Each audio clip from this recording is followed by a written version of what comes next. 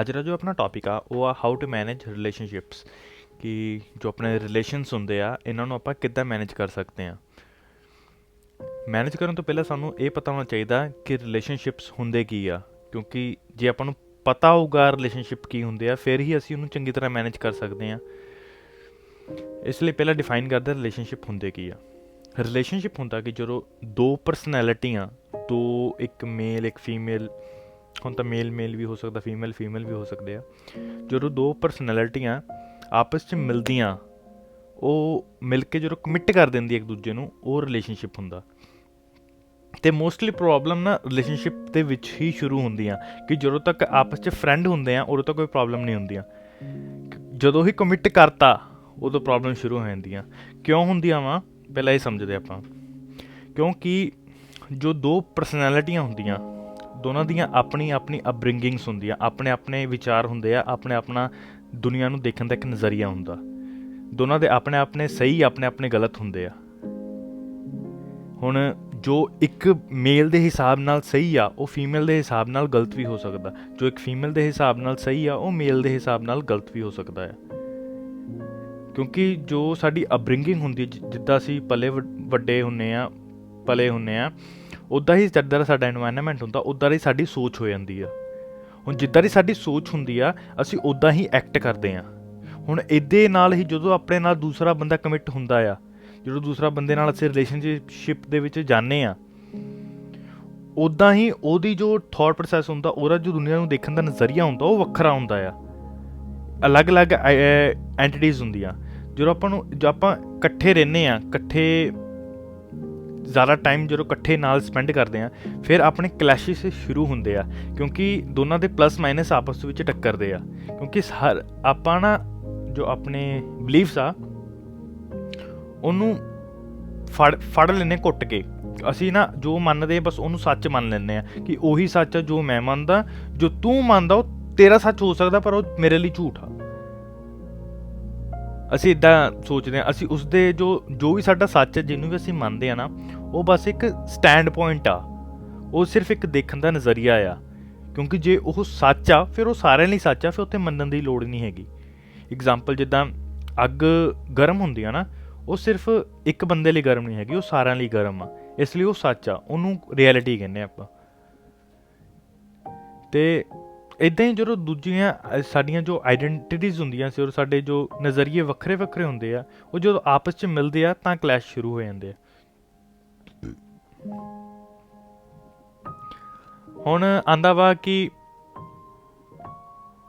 ਫਿਰ ਇਹਦੇ ਕਲੈਸ਼ ਦੇ ਵਿੱਚ ਜੋ ਰਿਲੇਸ਼ਨਸ ਦਾ ਪਤਾ ਲੱਗ ਗਿਆ ਕਿ ਰਿਲੇਸ਼ਨਸ ਹੁੰਦੇ ਆ ਕਿ ਜੋ ਦੋ ਪਰਸਨੈਲਿਟੀਆਂ ਹੁੰਦੀਆਂ ਜਦੋਂ ਆਪਸ ਦੇ ਵਿੱਚ ਕਮਿਟ ਕਰ ਦਿੰਦੀਆਂ ਉਹਨੂੰ ਰਿਲੇਸ਼ਨ ਕਹਿ ਦਿੰਦੇ ਆ। ਇਹਦੇ ਵਿੱਚ ਕਲੈਸ਼ ਇਸ ਲਈ ਹੁੰਦੇ ਆ ਕਿਉਂਕਿ ਜੋ ਦੋਨਾਂ ਦੀ ਅਪਬ੍ਰਿੰਗਿੰਗ ਆ, ਜੋ ਦੋਨਾਂ ਦੀ ਥੋਟ ਪ੍ਰੋਸੈਸ ਆ, ਜੋ ਦੋਨਾਂ ਦਾ ਦੁਨੀਆ ਨੂੰ ਦੇਖਣ ਦਾ ਨਜ਼ਰੀਆ ਉਹ ਵੱਖਰਾ ਵੱਖਰਾ ਆ। ਉਹ ਜ਼ਰੂਰੀ ਨਹੀਂ ਹੋ ਸਕਦਾ ਕਿ ਦੋਨਾਂ ਦਾ ਸੇਮ ਹੋਵੇ, ਅਤੇ ਜੇ ਸੇਮ ਵੀ ਹੋ ਗਿਆ ਤਾਂ ਉਹ ਰਿਲੇਸ਼ਨ ਨਹੀਂ ਹੋਣਾ, ਬੋਰਿੰਗ ਹੋ ਜਾਣਾ ਵਾ। ਕਿਉਂਕਿ ਰਿਲੇਸ਼ਨਸ਼ਿਪ ਦਾ ਦੁਨੀਆ ਨੂੰ ਦੇਖਣ ਦਾ ਮਜ਼ਾ ਉਦੋਂ ਹੀ ਆ ਕਿ ਜਦੋਂ ਆਪਾਂ ਦੂਸਰੇ ਨਜ਼ਰੀਏ ਤੋਂ ਵੀ ਦੁਨੀਆ ਨੂੰ ਦੇਖ ਸਕੀਏ। ਜੇ ਇੱਕੋ ਤਰੀਕੇ ਨਾਲ ਸਾਰੇ ਦੁਨੀਆ ਨੂੰ ਦੇਖਦੇ ਆ ਫਿਰ ਦੁਨੀਆ ਨੂੰ ਦੇਖਣ ਦਾ ਨਜ਼ਰੀਆ ਫਿਰ ਇੱਕੋ ਜਿਹਾ ਹੀ ਹੋ ਜਾਣਾ ਆ। ਜਦੋਂ ਆਪਾਂ ਦੂਜੇ ਨਾਲ ਰਿਲੇਸ਼ਨਸ਼ਿਪ 'ਚ ਜਾਂਦੇ ਹਾਂ, ਜੇ ਆਪਾਂ ਉਹਦੇ ਪੁਆਇੰਟ ਆਫ ਵਿਊ ਤੋਂ ਦੇਖੀਏ ਤਾਂ ਆਪਾਂ ਨੂੰ ਦੁਨੀਆ ਹੋਰ ਤਰੀਕੇ ਨਾਲ ਦਿਖਣੀ ਆ। ਕਿਉਂਕਿ ਆਪਾਂ ਇੱਕ ਸਿਚੁਏਸ਼ਨ ਦੀ ਇੱਕ ਸਾਈਡ ਨੂੰ ਹੀ ਦੇਖਦੇ ਹਾਂ। ਜੇ ਉਹ ਦੂਸਰੀ ਸਾਈਡ ਨੂੰ ਵੀ ਦੇਖ ਸਕਦਾ, ਜੇ ਆਪਾਂ ਉਹਨੂੰ ਵੀ ਸਮਝ ਲਈਏ ਤਾਂ ਆਪਾਂ ਦੂਸਰੀ ਸਾਈਡ ਨੂੰ ਵੀ ਦੇਖ ਸਕਦੇ ਹਾਂ। ਇੱਦਾਂ ਹੀ ਰਿਲੇਸ਼ਨਸ਼ਿਪ ਦੇ ਵਿੱਚ ਜੋ ਰਿਲੇਸ਼ਨਸ਼ਿਪ ਹੁੰਦਾ ਉਹ ਇਹ ਹੁੰਦਾ ਵਾ ਕਿ ਜਦੋਂ ਆਪਾਂ ਦੋ ਆਈਡੈਂਟੀਟੀਆਂ ਮਿਲ ਜਾਂਦੀਆਂ। ਹੁਣ ਆਉਂਦਾ ਵਾ ਕਿ ਰਿਲੇਸ਼ਨਸ਼ਿਪ ਨੂੰ ਆਪਾਂ ਮੈਨੇਜ ਕਿੱਦਾਂ ਕਰੀਏ। ਕਿ ਇਹ ਤਾਂ ਬਹੁਤ ਕੰਪਲੀਕੇਟਿਡ ਹੋ ਗਿਆ ਕਿ ਹੁਣ ਦੋ ਆਈਡੈਂਟੀਟੀਆਂ ਮਿਲਦੀਆਂ ਅਤੇ ਦੋਨਾਂ ਦੀ ਜੋ ਥੋਟ ਪ੍ਰੋਸੈਸ ਆ ਵੱਖਰੀ ਹੈ, ਫਿਰ ਰਹਿਣਾ ਕਿੱਦਾਂ। ਜਦੋਂ ਰਿਲੇਸ਼ਨਸ਼ਿਪ ਨੂੰ ਮੈਨੇਜ ਕਰਨ ਦੀ ਵਾਰੀ ਆਉਂਦੀ ਆ ਉਦੋਂ ਸਭ ਤੋਂ ਪਹਿਲਾਂ ਟੌਪਸ 'ਤੇ ਆਉਂਦੀਆਂ ਪ੍ਰਾਇਓਰਟੀਜ਼, ਸਾਡੀਆਂ ਜ਼ਰੂਰਤਾਂ। ਕਿਉਂਕਿ ਜੋ ਰਿਲੇਸ਼ਨਸ਼ਿਪ ਹੁੰਦਾ ਉਹ ਹੁੰਦਾ ਗਿਵ ਐਂਡ ਟੇਕ, ਲੈਣਾ ਅਤੇ ਦੇਣਾ। ਅਤੇ ਇਹਦੇ ਵਿੱਚ ਜਦੋਂ ਆਪਾਂ ਪ੍ਰਾਇਓਰਟੀਜ਼ ਸੈੱਟ ਕਰਦੇ ਹਾਂ ਤਾਂ ਫਿਰ ਰਿਲੇਸ਼ਨਸ਼ਿਪ ਜਿਹੜਾ ਲੌਂਗ ਲਾਸਟਿੰਗ ਚੱਲਦਾ, ਫਿਰ ਇੱਕ ਕਾਸਮਿਕ ਰਿਲੇਸ਼ਨਸ਼ਿਪ ਹੁੰਦਾ, ਇੱਕ ਜੁੜਾਵ ਵਾਲਾ ਹੁੰਦਾ ਆ। ਹੁਣ ਪ੍ਰਾਇਓਰਟੀਜ਼ ਕੀ ਹੁੰਦੀਆਂ? ਪ੍ਰਾਇਓਰਟੀਜ਼ ਹੁੰਦੀਆਂ ਕਿ ਮੈਨੂੰ ਇਸ ਰਿਲੇਸ਼ਨਸ਼ਿਪ ਤੋਂ ਜੋ ਵੀ ਸਾਡਾ ਹੈਗਾ ਇਸ ਵਿੱਚੋਂ ਕੀ ਚਾਹੀਦਾ ਆ। ਜਿੱਦਾਂ ਹੁਣ ਜਿੱਦਾਂ ਹੁਣ ਟੌਪ ਦੀ ਪ੍ਰਾਇਓਰਿਟੀ ਆ ਜੋ ਰਿਸਪੈਕਟ ਆ। ਹੁਣ ਜੇ ਤੁਹਾਡਾ ਰਿਲੇਸ਼ਨਸ਼ਿਪ ਹੈਗਾ ਆ, ਤੁਹਾਨੂੰ ਸਭ ਕੁਝ ਉਹਦੇ ਵਿੱਚੋਂ ਮਿਲਦਾ, ਪਰ ਤੁਹਾਨੂੰ ਜੇ ਰਿਸਪੈਕਟ ਨਹੀਂ ਮਿਲਦੀ ਉਹਦੇ ਵਿੱਚ, ਤਾਂ ਉਹ ਰਿਲੇਸ਼ਨਸ਼ਿਪ ਲੌਂਗ ਲਾਸਟਿੰਗ ਨਹੀਂ ਹੋ ਸਕਦਾ। ਕਿਉਂਕਿ ਤੁਹਾਡੇ ਲਈ ਜਾਂ ਮੇਰੇ ਲਈ ਸਭ ਤੋਂ ਉੱਪਰ ਰਿਸਪੈਕਟ ਆ। ਜੇ ਕੋਈ ਵੀ ਰਿਲੇਸ਼ਨਸ਼ਿਪ 'ਚ ਰਿਸਪੈਕਟ ਨਹੀਂ ਮਿਲਦੀ ਪਈ ਨਾ, ਉਹ ਰਿਲੇਸ਼ਨਸ਼ਿਪ ਲੰਬਾ ਚੱਲ ਨਹੀਂ ਸਕਦਾ। ਕਿਉਂਕਿ ਜਿੰਨੀ ਚਿਰ ਵੀ ਮੈਂ ਉਸ ਟੌਕਸਿਕ ਰਿਲੇਸ਼ਨਸ਼ਿਪ ਦੇ ਵਿੱਚ ਰਹੂੰਗਾ, ਮੈਂ ਫਰਸਟ੍ਰੇਟਡ ਰਹੂੰਗਾ, ਜਦ ਤੱਕ ਮੈਂ ਦੂਸਰੇ ਬੰਦੇ ਨਾਲ ਇਹ ਗੱਲ ਸ਼ੇਅਰ ਨਹੀਂ ਕਰਦਾ। ਇੱਦਾਂ ਹੀ ਜਦੋਂ ਤੁਸੀਂ ਆਪਣੀ ਜੋ ਪ੍ਰਾਇਰਟੀਜ਼ ਆ ਡਿਫਾਈਨ ਕਰ ਲੈਂਦੇ ਆ ਕਿ ਮੈਨੂੰ ਇਸ ਰਿਲੇਸ਼ਨਸ਼ਿਪ ਤੋਂ ਕੀ ਚਾਹੀਦਾ। ਐਗਜ਼ਾਮਪਲ, ਮੈਨੂੰ ਟਾਈਮ ਚਾਹੀਦਾ, ਮੈਨੂੰ ਰਿਸਪੈਕਟ ਚਾਹੀਦੀ ਆ, ਮੈਨੂੰ ਕਮਿਊਨੀਕੇਸ਼ਨ ਚਾਹੀਦਾ ਵਾ ਕਿ ਸਾਡਾ ਜੋ ਆਪਸ 'ਚ ਗੱਲਬਾਤ ਪੂਰੀ ਖੁੱਲ੍ਹ ਕੇ ਹੋਵੇ, ਮੈਨੂੰ ਪੈਸਾ ਚਾਹੀਦਾ, ਮੈਨੂੰ ਟਰੈਵਲ ਚਾਹੀਦਾ, ਜੋ ਵੀ ਆਪਣੀਆਂ ਹੈਗੀਆਂ ਪ੍ਰਾਇਰਟੀਜ਼, ਜਿਹੜਾ ਟੌਪ 10 ਪ੍ਰਾਇਰਟੀਜ਼ ਲਿਖਤੀਆਂ। ਦੂਸਰੇ ਜੋ ਬੰਦਾ ਵਾ ਉਹਨੂੰ ਵੀ ਕਹਿਤਾ ਕਿ ਜੋ ਫੀਮੇਲ ਹੈ ਜਾਂ ਫੀਮੇਲ, ਉਹਨੂੰ ਕਹਿਤਾ ਕਿ ਆਪਣੀ ਜੋ ਪ੍ਰਾਇਰਟੀਜ਼ ਆ ਉਹ ਡਿਫਾਈਨ ਕਰ ਲਓ। ਜਦੋਂ ਤੁਸੀਂ ਆਪਣੀਆਂ ਪ੍ਰਾਇਰਟੀਜ਼ ਆਪਣੇ ਇੱਕ ਦੂਜੇ ਦੇ ਨਾਲ ਡਿਸਕਸ ਕਰਦੇ ਹਾਂ, ਕਿ ਇੱਕ ਦੂਜੇ ਨੂੰ ਦੱਸਦੇ ਹਾਂ ਕਿ ਮੈਨੂੰ ਇਸ ਰਿਲੇਸ਼ਨਸ਼ਿਪ ਤੋਂ ਕੀ ਚਾਹੀਦਾ, ਤਾਂ ਫਿਰ ਮੋਸਟਲੀ ਹੁੰਦਾ ਕਿ ਦੋਨਾਂ ਦੇ ਮਾਈਂਡ ਦੇ ਵਿੱਚ ਇੱਕ ਸਮਝ ਹੁੰਦੀ ਹੈ ਇੱਕ ਦੂਸਰੇ ਨੂੰ ਲੈ ਕੇ, ਕਿ ਮੈਨੂੰ ਦੂਸਰੇ ਬੰਦੇ ਨੂੰ, ਜੋ ਦੂਸਰਾ ਰਿਲੇਸ਼ਨਸ਼ਿਪ ਦੇ ਵਿੱਚ ਮੇਰੇ ਨਾਲ ਆ, ਉਹਨੂੰ ਕੀ ਦੇਣਾ ਆ, ਉਹਨੂੰ ਕੀ ਚਾਹੀਦਾ ਮੇਰੇ ਤੋਂ, ਅਤੇ ਮੈਂ ਇਹਨੂੰ ਲੌਂਗ ਰਿਲੇਸ਼ਨਸ਼ਿਪ ਨੂੰ ਲੰਬਾ ਚਲਾਉਣ ਵਾਸਤੇ ਮੈਨੂੰ ਕਿੱਦਾਂ ਰੱਖਾਂ। ਜਦੋਂ ਦੋਨਾਂ ਦਾ ਇੱਕ ਦੂਸਰੇ ਨਾਲ ਡਿਫਾਈਨ ਹੁੰਦਾ, ਤਾਂ ਰਿਲੇਸ਼ਨਸ਼ਿਪ ਜੁੜਿਆ ਰਹਿੰਦਾ ਆ। ਕਿਉਂਕਿ ਰਿਲੇਸ਼ਨਸ਼ਿਪ ਇਜ਼ ਲਾਈਕ ਬੈਲੈਂਸ। ਜੇ ਇੱਕ ਬੰਦਾ ਉੱਪਰ ਚਲਾ ਗਿਆ ਅਤੇ ਦੂਸਰਾ ਥੱਲੇ ਆ, ਤਾਂ ਬੈਲੈਂਸ ਨਹੀਂ ਬਣ ਸਕਦਾ। ਜੇ ਇੱਕ ਦੋਨਾਂ ਦੀ ਅੰਡਰਸਟੈਂਡਿੰਗ, ਜਿੱਥੇ ਇੱਕ ਦੀ ਅੰਡਰਸਟੈਂਡਿੰਗ ਵਿਗੜੀ ਤਾਂ ਬੈਲੈਂਸ ਨਹੀਂ ਵਿਗੜ ਜਾਣਾ।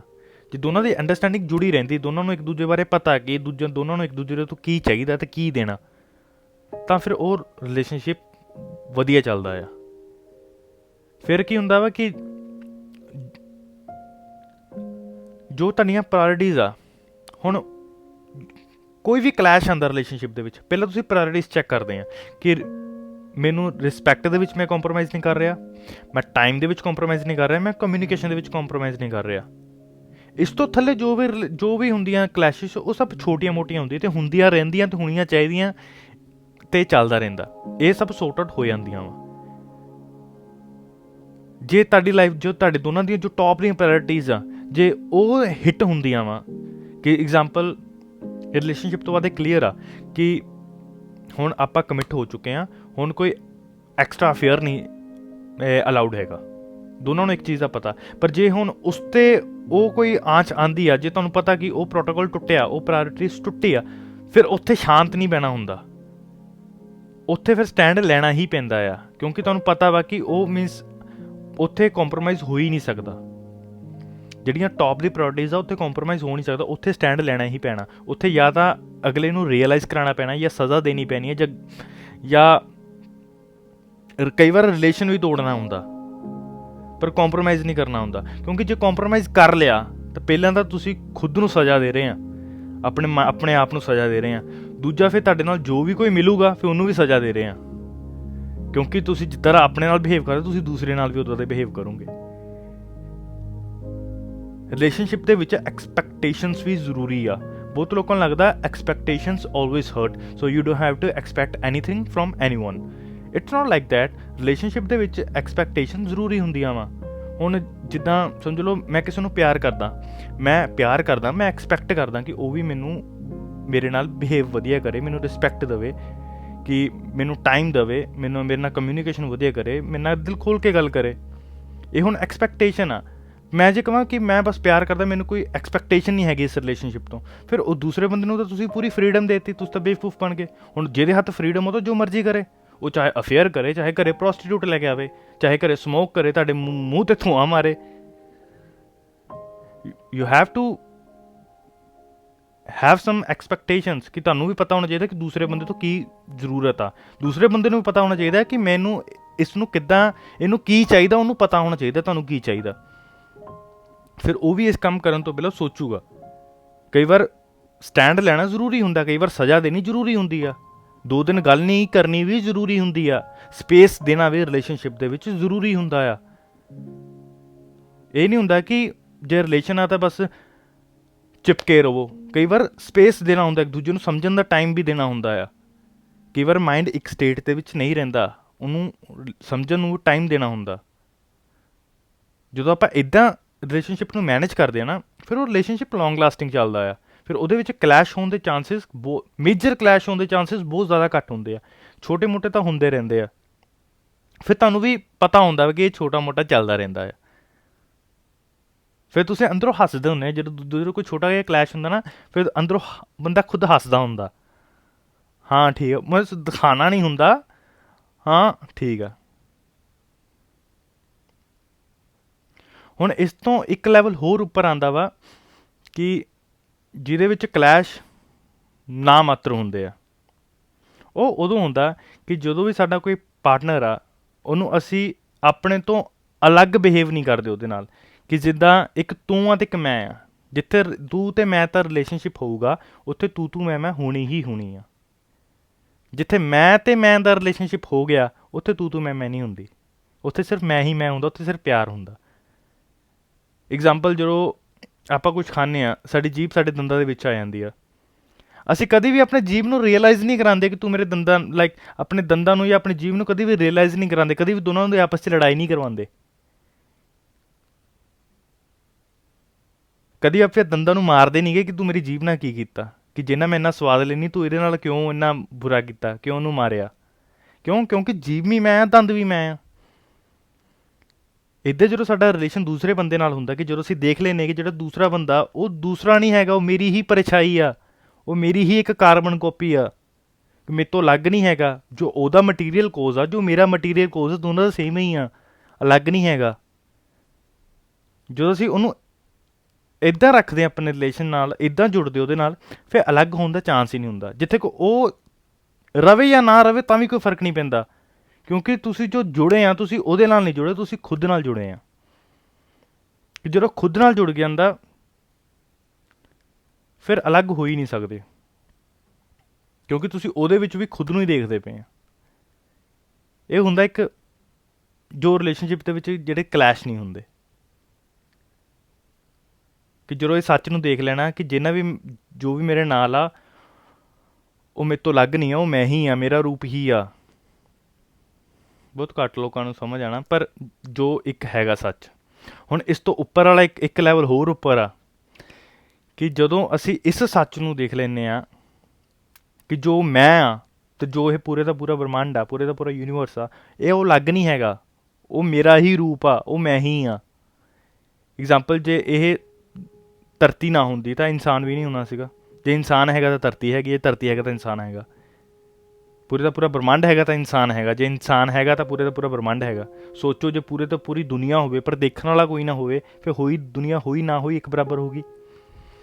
ਜਦੋਂ ਅਸੀਂ ਇੱਦਾਂ ਦੇਖ ਲੈਂਦੇ ਕਿ ਜੋ ਮੈਂ ਆ ਅਤੇ ਜੋ ਇਹ ਪੂਰੇ ਤੋਂ ਪੂਰਾ ਯੂਨੀਵਰਸ ਜੁੜਿਆ ਹੋਇਆ, ਇੱਦਾਂ ਜੁੜਿਆ ਕਿ ਚਾਹ ਕੇ ਵੀ ਅਲੱਗ ਨਹੀਂ ਹੋ ਸਕਦਾ, ਫਿਰ ਜੋ ਉਸ ਲੈਵਲ 'ਤੇ ਰਿਲੇਸ਼ਨਸ਼ਿਪ ਹੁੰਦਾ, ਫਿਰ ਉਹ ਇੱਕ ਚੀਜ਼ ਨਾਲ ਨਹੀਂ ਹੁੰਦਾ, ਫਿਰ ਪੂਰੇ ਦੇ ਪੂਰੇ ਯੂਨੀਵਰਸ ਨਾਲ ਹੁੰਦਾ। ਕਿਉਂਕਿ ਉਹਦੇ ਵਿੱਚ ਜੋ ਵੀ ਆ ਗਿਆ, ਜਿੰਨੇ ਵੀ ਪਲੈਨਟਸ ਆ ਗਏ, ਜਿੰਨੇ ਵੀ ਗੈਲੈਕਸੀਜ਼ ਆ ਗਈਆਂ, ਜਿੰਨੇ ਵੀ ਐਨੀਮਲਸ ਆ ਗਏ, ਜਿੰਨੇ ਵੀ ਬੀਇੰਗਸ ਆ ਗਏ, ਸਭ ਦੇ ਨਾਲ ਰਿਲੇਸ਼ਨ ਹੋ ਜਾਂਦਾ। ਫਿਰ ਉਹ ਰਿਲੇਸ਼ਨ ਚਾਹ ਕੇ ਵੀ ਟੁੱਟ ਨਹੀਂ ਸਕਦਾ, ਕਿਉਂਕਿ ਉਹਦੇ ਵਿੱਚ ਜੋ ਡੁਐਲਿਟੀ ਨਹੀਂ ਹੈਗੀ, ਉਹ ਜੋ ਹੈ, ਜੋ ਸੱਚ ਆ, ਉਹੀ ਆ। ਜਦੋਂ ਸਾਡਾ ਰਿਲੇਸ਼ਨਸ਼ਿਪ ਇੱਦਾਂ ਹੋ ਜਾਂਦਾ ਵਾ ਪੂਰੇ ਤੋਂ ਪੂਰੇ ਯੂਨੀਵਰਸ ਨਾਲ, ਫਿਰ ਤੁਹਾਨੂੰ ਪਿੱਛਾ ਛਡਾਉਣਾ ਪੈਣਾ, ਤੁਹਾਨੂੰ ਨਹੀਂ ਕੋਈ ਛੱਡ ਸਕਦਾ। ਫਿਰ ਤੁਸੀਂ ਜਿਹਨੂੰ ਵੀ ਮਿਲੋਗੇ, ਇੰਨੇ ਪਿਆਰ ਨਾਲ ਮਿਲੋਗੇ ਕਿ ਜਿੱਦਾਂ ਉਹ ਮੈਂ ਹੀ ਆ। ਤੁਸੀਂ ਖੁਦ ਨੂੰ ਜਲਾ ਦੋਗੇ ਉਹਨੂੰ ਰੋਸ਼ਨ ਕਰਨ ਵਾਸਤੇ। ਫਿਰ ਰਿਲੇਸ਼ਨਸ਼ਿਪ ਇਸ ਲੈਵਲ 'ਤੇ ਪਹੁੰਚਦਾ ਹੁੰਦਾ, ਫਿਰ ਇਸ ਤੋਂ ਉੱਪਰ ਕੋਈ ਲੈਵਲ ਨਹੀਂ ਹੈਗਾ ਜਦੋਂ ਅਸੀਂ ਇੱਦਾਂ ਜੁੜ ਜਾਂਦੇ ਹਾਂ।